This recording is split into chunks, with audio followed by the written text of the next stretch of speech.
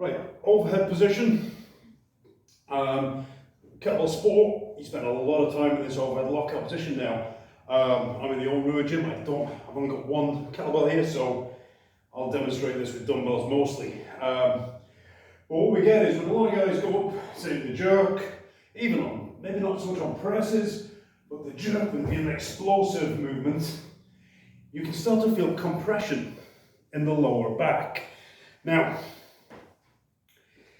usually in standard lifting, when we're strength lifting, we talk about brace the core, create this canister tension through the body to protect the spine, keep everything neutral, reduce movement where we don't want it, so we only move where we do want it. Now, kettlebell sport, being a repetition exercise, if we are actively tensing the body, we're going to fatigue far quicker than we need to. Even if we're not using the jerk, snatch, long cycle lifts as kettlebell sport, but for energy system usage, which they're great lifts for, assuming you've got the technique, we still want to be able to power out these movements without damaging the body, without having to rely on excessive tension. Okay, so this doesn't really show too clearly with one bell, but if I'm up, right, I've got pretty good shoulder mobility, okay? My spine is reasonably flexible, not too bad. This for me is very, very comfortable. Now, some people will find this is already kicking in the back. They're probably tighter through the shoulder than I am, so maybe are dealing with this, and then to get a more stacked up position, they're trying to tilt the pelvis, and there's just excess torsion, excess movement to the spine.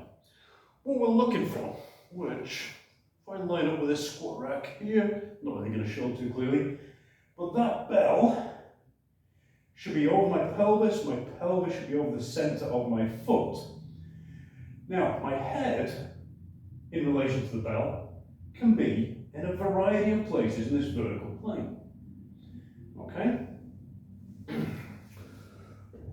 Where it actually gets to, all right, in this vertical plane, will be dependent on my shoulder mobility, scapular positioning, thoracic mobility, okay?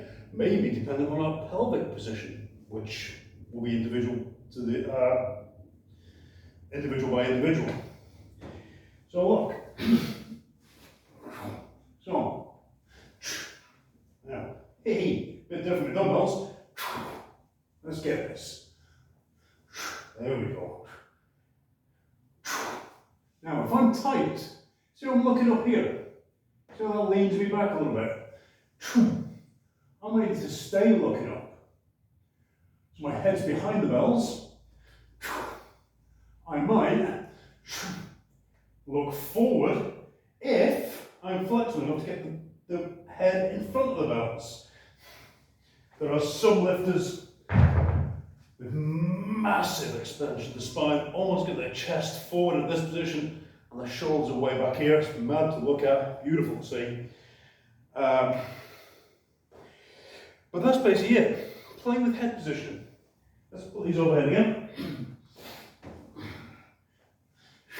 Now, from here to here, see how, if I try to keep the bells up my pelvis, but you see how my upper body, my torso is changing position as I move my head.